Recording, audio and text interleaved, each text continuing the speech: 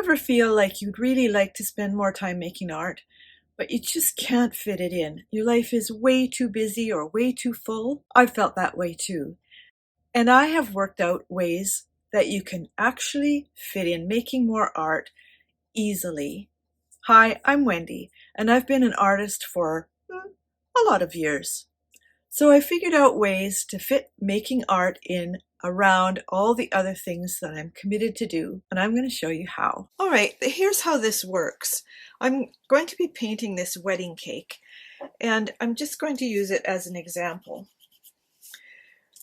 So what you want to do first is decide what you want to paint. So if you want to paint, say, a vintage trailer or a flamingo or flowers or whatever, first step is go find a reference photo. You might have one in your photos on your phone, which is great. If you don't, just Google something and use the photos that you find. You can go also to Pixabay or Pexels or one of those sites where you can get copyright-free photographs that you can use. If you just get an image off Google, it is not necessarily copyright-free, so you could never sell it. But if you're just using it for home use, that's not really a problem. So what I did was today, I thought, I'd like to paint a wedding cake. I was looking at my niece's bakery, and she posts things that they make in the bakery which are absolutely works of art, and I thought it would be fun to paint a wedding cake, or I'm thinking of it more as a fancy birthday cake because I want to put a lot of color into it. So I went and found a wedding cake, or this fancy cake, and I thought, okay, that'll do. You can just print it and use it. I put it in my graphics program and took the color out of it because I didn't really want color in it, and I thought, you know what, it gives it a little bit more contrast, but you don't have to do that. So what I did next was I took it and I used my old light box and I traced it like this. I actually did it in pencil first because my light box isn't very bright, so I wasn't really sure if my lines were in the right place. And then I went over those lines with pen. So what you can do is, you've got 5 minutes, find some pictures. You've got 5 more minutes, print some off. You've got 5 more minutes, set up your tracing. Now, if you don't have a light box, I've got a link below. You can just go get one. They're inexpensive, but you don't have to have one. You can just take it like this and hold it up to the window, and the light from outside, obviously in daytime, and the brighter the light, the better, but you can just trace it that way. And then you've got your drawing. So I've got my ink drawing, and I don't really need this anymore, except that it's nice to have because of the shading, but I kind of know how that works, and if you don't put shading in it, it does not matter. It's not necessary. You can just paint it however you want to, basically. So what I'm going to do with this, I'm just looking at what's on this. Now this one had more little doodads in the decoration than I noticed. I just didn't notice it. So I can add that now if I want to. I'm going to skip it, but I'm just letting you know. Here as well, there's little flowers and bows and things.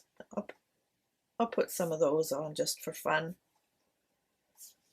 And you can arrange it however you want. If you're doing flowers and you want to take out some of the flowers, or you want to put in some flowers, or you want to change the leaves or whatever, it's your painting. Okay, so I'm going to start this with my favorite brush, which is a number 6, and I want it to be pink and blue. So I'm going to just use some of the paint that's already in my palette here and just wet it. I can do it like this with a little spritz bottle, but sometimes that makes it wetter than I want it to be. So I've got this color here, which I really like, and it's a combination of, I think it's this permanent rose and probably this one, because I like a warm pink. But I want this to be fairly pale, so I can take some of this color, stick it over here, add some more water until it looks pale. And I'll show you how I do that, how I tell when I get my act together here. Oh, good grief. I moved stuff away and now I have to grab it and bring it back. So I go like that. I can see how pale it is. Keep in mind, watercolor always dries lighter, okay? So I want to keep it quite light anyway. And I'm just going to paint very quickly around all these little bits and pieces. It's not complicated and I'm not trying to be perfect. I'm just trying to do it quickly because let's say I'm making supper. I've got a pot of something on the stove that has to cook for 5 minutes. And I don't know about you, but I mean, I don't have any children at home anymore. But even when I did, you know, quite often they're off doing their own thing. And I'm just standing around the kitchen waiting for a pot to cook or something to cook or something to finish or something to whatever. And I mean, quite often when I'm doing that, I just have a book and I'll read a page in a book while I'm waiting. I get my husband to kind of stay out of the kitchen while I'm cooking because I don't really like talking while I cook. I'm not one of those people that wants to have a community kitchen where everybody comes in and chats and offers to help and all that kind of stuff, because I just find it really distracting. I'm easily distracted. So here's my pink. It's not going to be a wedding cake, which it certainly could be. However, if I'm thinking, you know, I'm waiting for this pot to boil, I can just work on this. Now, I made a little list of things and I left it somewhere else because I'm going to go get it. So one of the first things you want to think about is how can you stay prepared to just pick it up at a moment's notice? The great thing about watercolor is that it's compact. It's small and it's not messy. So you could start with a little sketchbook like this. This is a watercolor paper sketchbook. You could start with something like that. You could start with a little palette of colors, something like this. Or you can get little ones. I have a bunch. Oh, here they are. You could start with a palette of colors like this. It's really all you need. And something to put water in and a paintbrush. If you're prepared with your materials, it makes it so much easier to just pick up and work. Just pop it open, fill a glass with water, and you can just get started. So that's the first thing to think about, is just be prepared to be able to paint at a moment's notice. You've already spent time doing your subject, which you can do by batching them. So say you want to do a series of flowers in pots to make birthday cards or something. Well, if you batch your drawings and have them all done, you can batch everything. So batch looking for your source material, batch your tracing, batch your ink drawing, and then you've got a little stack of already prepared stuff to get going. How easy is that? Now I want a blue with a little bit of lavender in it. It's one of my favorite colors, is sort of a lavender blue. So this brush is too big for the next step I want, so I'm just going to go with a little one. Don't want too much water in it, otherwise it's going to kind of puddle all over the place. Here's another little tip. If you don't want to work on this fussy stuff like this, just get these. They're watercolor markers. See, I could just go around those little things with a marker. There are no rules, ladies and gentlemen. There are no rules. There are techniques that work and that don't work. But you see this? I'm not even trying very hard to stay within my lines because I don't need to. The lines are actually there telling the eye what to see. Okay, here's another idea for you. Make plans on what your projects are going to be. So like I mentioned, with regard to, say you're going to be making birthday cards. So that's your plan. That kind of pulls everything together. Here's something you can do. I'm going to use this and paint this part. Well, one thing about this color of paint is that it's kind of opaque. So it actually covers up the black. So what I can do, after it dries is just go back over it if I want to. You can have your paints all ready and you can be working on a little watercolor like this. Whenever you have a spare 5 or 10 minutes, you can come in and paint one color. I want to make my roses kind of a similar color but with more pink in them.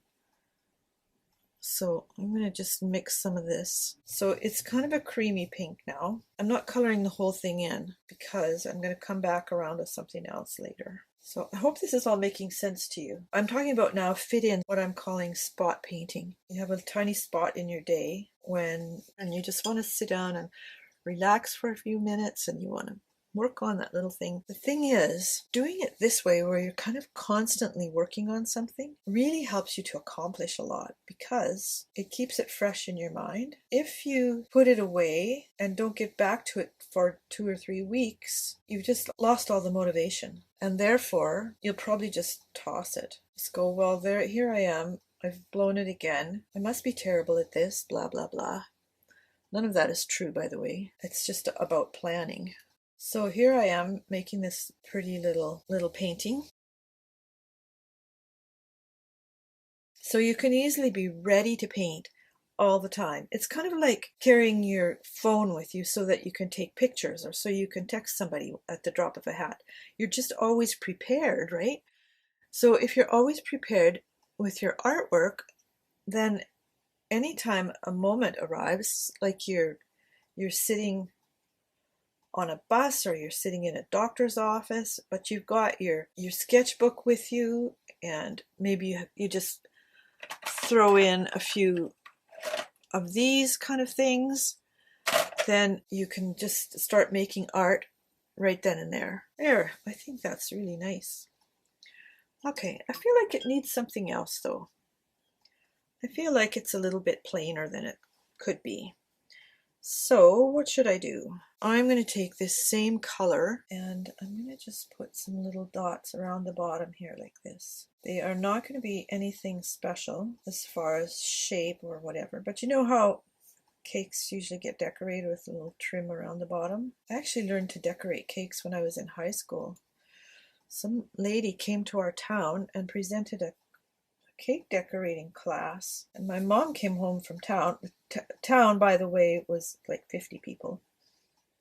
She came home one day and said, you know, somebody's teaching this cake decorating class, and my older sister had already left home, and Mom and I spent a lot of time together, and she said, I think we should take it. And I said, sure, why not? So we went and did this class. I think it was only like a few sessions, maybe 3 or 4. I don't know. I don't remember. Anyway, she and I both trained.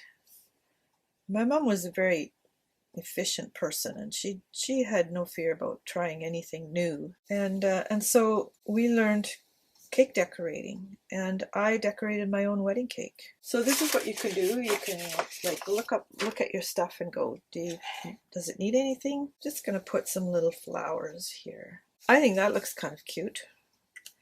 And maybe I'll put them down here too. Why not? I don't really decorate cakes much anymore, but I certainly could, and I still have the equipment that is required. Thought I might as well put them up here too. You know what? I think I'll make them an aqua color. Hold on, here it is. Let's see. Just want to make sure that your ink is dry, which mine probably isn't. I'm going to leave it at that, but I want to just go over my list again. Always be prepared. So that means have your equipment ready to just pick up and go. Make plans for what you're going to paint or draw or whatever. Plan ahead. So like I said, you've got 5 minutes. It's like, okay, I'm going to look for pictures, and then number 2, I'm going to draw my pictures, and I'm going to have a bunch of sketching pages or pieces of watercolor paper all drawn up and ready to paint. Pardon the analogy, but I can't tell you how many books I've read just by having a book in the bathroom. So, you know, I go to the bathroom and I have a book right there and I read half a chapter or half a page or whatever. It's like I'm sitting down anyway, so why not make use of the time? And the third one is when you finish one, start on the next one right away. Easy solution to a problem that you may or may not have, but that most of us think we have. I hope you enjoyed this. Please subscribe and hit the like button, and I'll see you next time.